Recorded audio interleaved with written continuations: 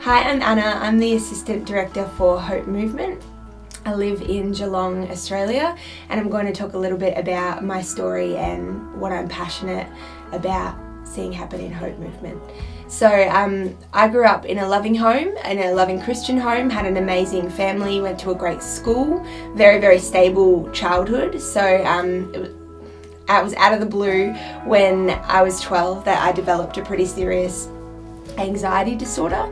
It was really confusing to me and my family because it didn't really have any grounding. It didn't really come out of anywhere, but it got so bad that by the time I was about 15, 16, I couldn't really make any decisions for myself based on anything. So that was a really scary time for me because I was quite an independent young person, and then to be put in a position where I couldn't even decide if I wanted to go shopping or things like that was pretty overwhelming. So during that time, I really didn't talk to anyone about what I was going through because I felt a sense of, I guess, shame that I didn't really have any reason to be feeling these things because I'd come from such a good family and such a good home. So I didn't really want to talk to anybody about it because I felt embarrassed that I was going through something without really having a reason to. That's how I felt. So I just kept it all inside, which made everything worse. And I started developing pretty full-on symptoms as a result of that, blacking out and things like that. So eventually my mum took me to the doctors, and the doctor confirmed what was going on. So the next 3 to 4 years of my life were pretty intense. I told my mum everything that was going on in my head all the time, and she kind of became my counsellor, for use of a better word, just the person that I trusted with absolutely everything. So yeah, that was the rest of my high school walk.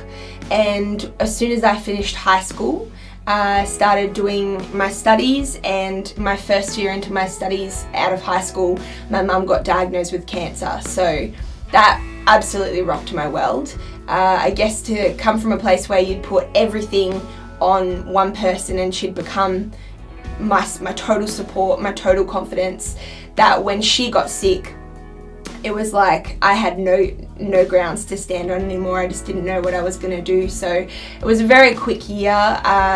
The doctor said that Mum was going to get better, but she slowly kind of decreased in health, and by the end of the year she'd passed away. So I was 18 when this happened and hadn't dealt with any of my anxiety at all because I'd been talking to Mum about everything, but hadn't been trying to get better. I'd just been holding it all in and using her, I guess, as a little bit of a diary. And so when she passed away, I felt like completely alone.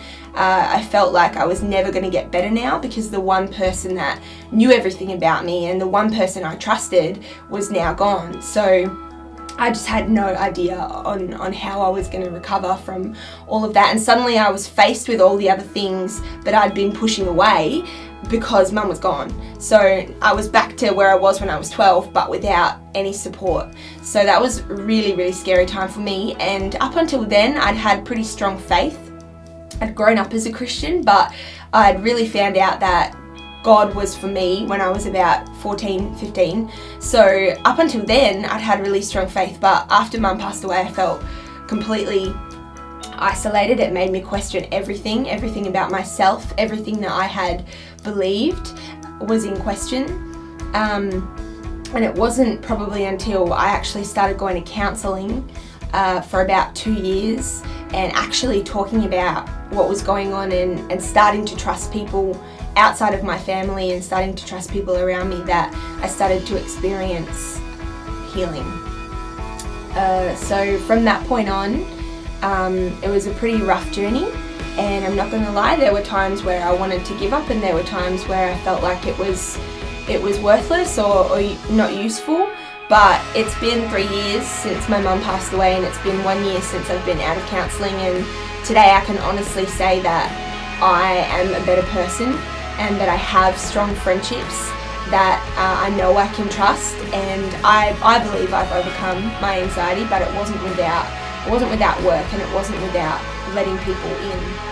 So my message to you watching this is that if you are struggling with something that you feel ashamed of, or something that you feel like you shouldn't be going through, don't let that stop you from talking to somebody about it, because you may not have all 1,000 reasons, but it's still happening to you, so it's still real. And I guess I just want to encourage you with my story that don't put everything in your life on another person, but find out what is hope to you, irrespective of things that can change. And for me, that was God, and I found hope through Him, because no matter who's around me or where I am or what's going on in my life, He's the one thing that's always constant, and He will never leave me. So I just really want to encourage you to explore that.